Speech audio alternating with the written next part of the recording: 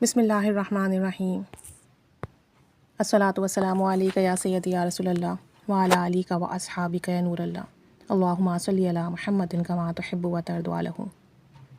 محمد رسول اللہ کے کمالات، برکات اور فیض کا ایک سلسلہ چل رہا ہے، اور اس میں جو ہے ہم مشاہدات سن رہے ہیں، لیکن یہ مشاہدات جنات کے ہیں اور یہ علامہ لاقاتی صاحب کے کالم سے لیے گئے ہیں، تو مزید اس کو کنٹینیو کرتے ہیں۔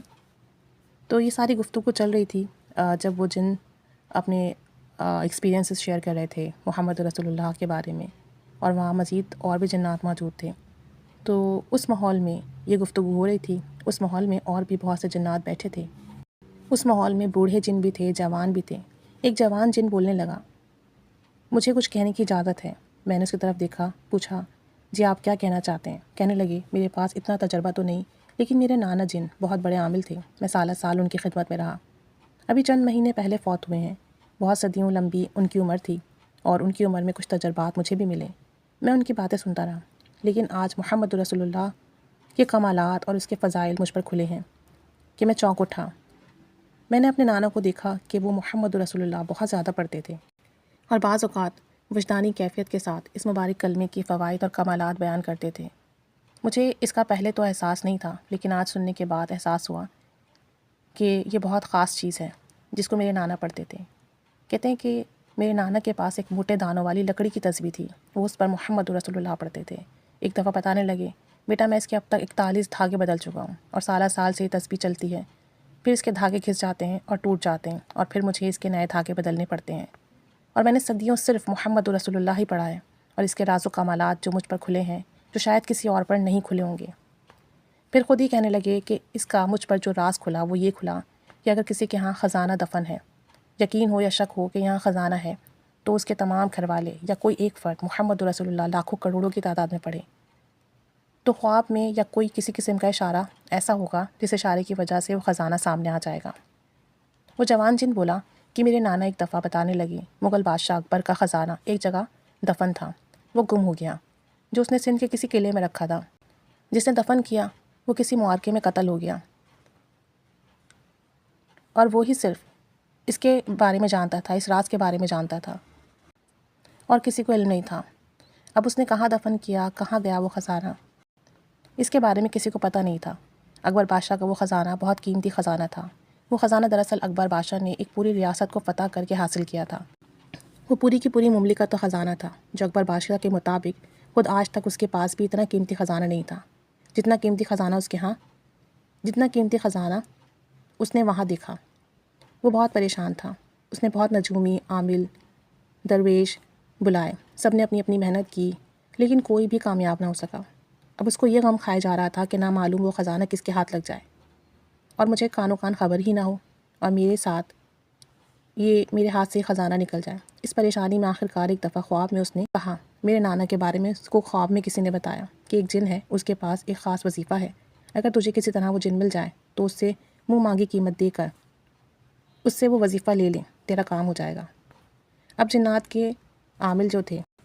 جنات کے کامل لوگوں نے میرے نانا کو تلاش کرنا شروع کر دی۔ تلاش کرتے کرتے آخرکار ایک مسلمان بوڑھا جن جو کہ جودھ پور کے جنگلات میں رہتا تھا، جنات نے انہیں تلاش کیا۔ بادشاہ نے اس بوڑھے جن سے ملاقات کی اور میرے نانا کے یہاں پیغام بھیجا۔ انہوں نے کہا کہ میں خود نہیں آتا، جس کو ضرورت ہے وہ میرے پاس آئے۔ بادشاہ اس کے پاس خود گیا، اسے جا کر اپنا مسئلہ بیان کیا۔ وہ خاموشی سے مسئلہ سنتا رہا۔ قریب پڑی ہوئی اس نے اٹھائی تسبیح اپنی، اور عرق گلاب کی بوتل کو ایک بڑے برتن میں ڈال کر اس کے اندر تسبیح گھمانے لگا۔ تھوڑی ہی دیر میں وہ عرق گلاب بھاپ بن کر سارا ختم ہو گیا۔ پھر اس نے تسبیح گھمانا شروع کی، اور وہ تسبیح پڑھتا رہا۔ تسبیح پڑھتے پڑھتے آخرکار وہ کہنے لگا، آپ کا خزانہ محفوظ ہے، قلعے کے اندر فلاں درخت ہے، اس درخت کے دائیں طرف موجود ہے۔ بہرحال میرے نانا نے خزانے کے متعلق تمام معلومات بادشاہ کو دی کہ خزانہ کہاں موجود ہے، کیا نشانی ہے۔ بادشاہ کو جب تمام معلومات ملی تو بادشاہ نے وہاں سے خزانہ برآمد کیا، جو بھی ان کے کارندے تھے ان کو بھیجا، اور وہاں خزانہ بادشاہ کا محفوظ تھا، ہیرے جواہرات تھے۔ بادشاہ بہت خوش ہوا، بادشاہ بہت حیران بھی ہوا، اور حیران ہو کر میرے نانا کے پاس آیا اور بہت تحائف اور قیمتی چیزیں لے کر آیا۔ میرے نانا کے پاس آیا اور بادشاہ نے میرے نانا کو خوش کیا، بادشاہ نے میرے نانا سے ایک سوال کیا کہ آپ نے ایسا کون سا وظیفہ کیا، کون سا اسم پڑھا جس کی وجہ سے آپ کو اتنا کمال مل گیا؟ میں بڑے بڑے عامل، جوگی اور بڑے بڑے با کمال لوگوں کو ملا، مگر وہ مجھے خزانہ نہ دلوا سکے، اور ہاں اگر وہ خزانے کا پتہ بتا بھی دیتے تو ان طاقتور جنات جن کے قبضے میں خزانہ تھا یہ کیسے ملتا؟ بادشاہ کی یہ بات سن کے میرے نانا نے ٹھنڈی سانس لی اور کہنے لگے، میرے پاس صرف محمد رسول اللہ کا راز ہے جس کے بغیر کلمہ مکمل نہیں ہوتا، جو خود کلمے کا اسم اور راز ہے، اور جس کی وجہ سے کلمہ مکمل بھی ہوتا ہے اور کامل بھی ہوتا ہے۔ میں صدیوں سے یہی پڑھ رہا ہوں، میرا روزانہ کا لاکھوں کا معمول ہے اور میں مستقل یہی پڑھ رہا ہوں۔ تو یہ بہت ڈیٹیل میں واقعہ تھا، یہ میں نے اسکپ کر دیا ہے بیچ میں سے کہ خزانہ کس طریقے سے ملا، کس طریقے سے اس تک پہنچے۔ بہرحال بادشاہ کو اس کا خزانہ مل گیا اور محمد رسول اللہ صلی اللہ علیہ وآلہ وسلم کے ورد کی برکت سے ملا۔ کہتے ہیں کہ یہ اس وظیفے کا کمال ہے کہ کہیں مدفون خزانہ ہو اور اگر آپ جاننا چاہتے ہو کہ وہ باہر آ جائے تو یہ وظیفے کا کمال ہے۔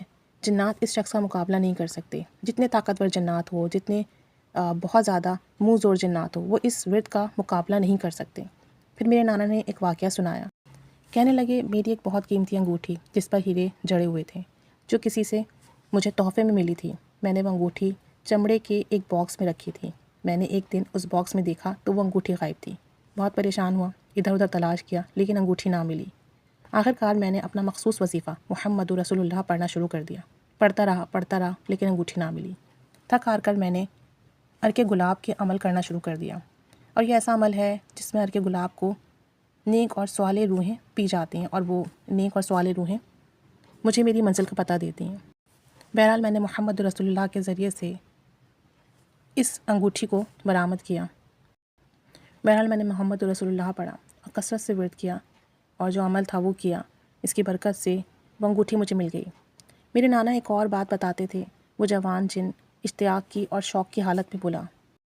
کہتے ہیں کہ میرے نانا ایک اور بات بتاتے تھے کہ جو شخص محمد رسول اللہ پڑھے گا اس کے خزانے محفوظ رہیں گے، اس کی نسلوں تک ضرور منتقل ہوں گے، اور ان کے خزانوں کو آندھی، سیلاب، طوفان، جادو، جنات، چور، ڈاکو، لٹیرے کسی قسم کا کوئی نقصان نہیں پہنچے گا، اور جو ان خزانوں کو نقصان پہنچانے کی کوشش کرے گا اس کا بال ادھڑ جائے گا، اس کا جسم ادھڑ جائے گا، اور اس کا جسم جدا ہو جائے گا، کا جسم ختم ہو جائے گا، اور اس کے اندر کا جسم ختم ہو جائے گا، اس کی نسلیں برباد ہو جائیں گی، کیونکہ ساری کائنات سے مقابلہ ہو سکتا ہے، کلمے کے دوسرے حصے محمد رسول اللہ کا مقابلہ ناممکن ہے۔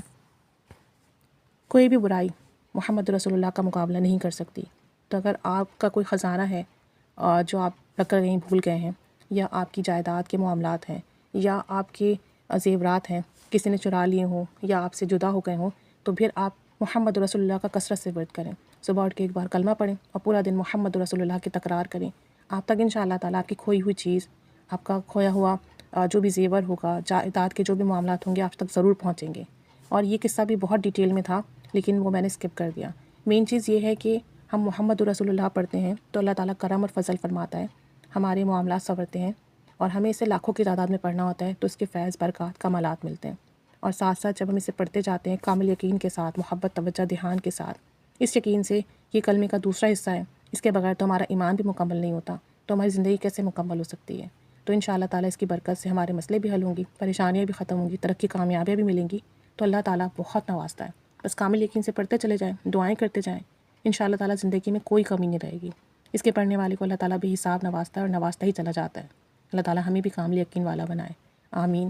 ابھی یہ کنٹینیو ہے، انشاءاللہ تعالیٰ اس کے آگے کے جو مشاہدات ہوں گے وہ ضرور شیئر کروں گی۔ جزاک اللہ خیرہ۔